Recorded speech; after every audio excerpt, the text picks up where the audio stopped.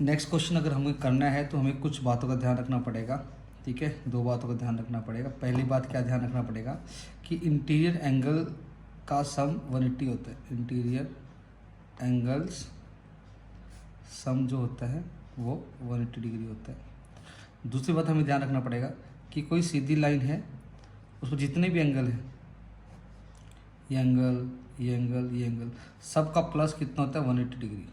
Linear pair होते हैं सबका सम 180 डिग्री होता है। ये दो बातें आपको ध्यान रखनी है।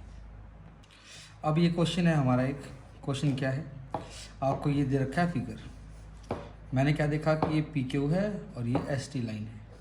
पी क्यू एस टी के पैरेलल है, ठीक है। पी क्यू जो है एस टी के पैरेलल है।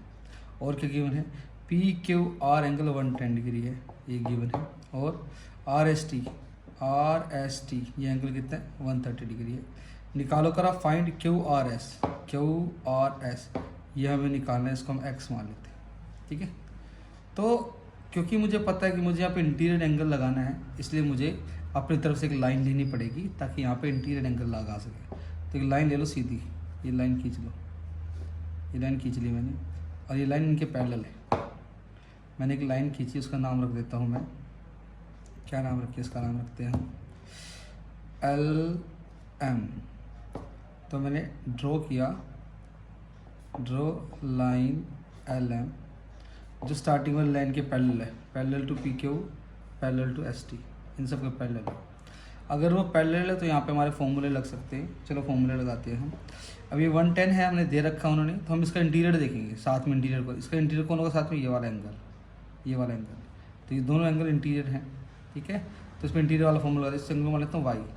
चलो इन दोनों पे इंटीरियर लगाते हैं। क्या इंटीरियर लगाते हैं कि पी क्यू जो है वो पैरेलल है किसके, एल एम लाइन के, ठीक है। तो यहाँ पे जो दो एंगल हैं, कौन कौन से एंगल, 110 डिग्री प्लस में ये एंगल जो वाई है, वो दोनों कितने हैं 180 डिग्री के। क्यों, वही को इंटीरियर एंगल्स है, अंदर के एंगल्स हैं, इसलिए इंटीरियर एंगल्स। इनके नाम भी लिख दो इनके ऊपर। चलो 110 का नाम क्या बनेगा, P Q R, angle P Q R, plus Y का नाम क्या पड़ेगा, Q R L, angle Q R L, ये 180 डिग्री है। चलो यहाँ से y निकाल दो, y is equal two plus का 110 वहाँ आ जाएगा, माइनस का हो जाएगा 180 माइनस 110 डिग्री। तो y हमारा कितना आ जाएगा 70 डिग्री। तो को इंटीरियर लगा के एक लाइन बना के, तो मैंने इन दोनों का हिसाब लगा के आंसर निकाल लिया, ठीक है। तो y हमारा निकल गया है यहाँ से।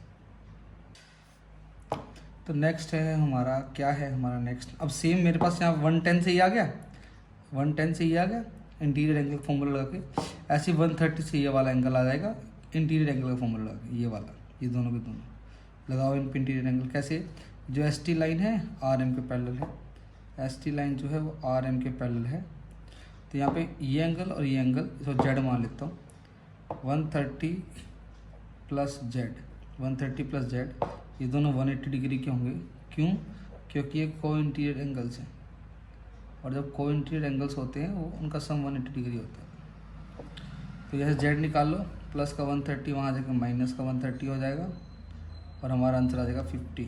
तो हमारा जेड आया 50, वाई आया था हमारा कितना 70, ठीक है।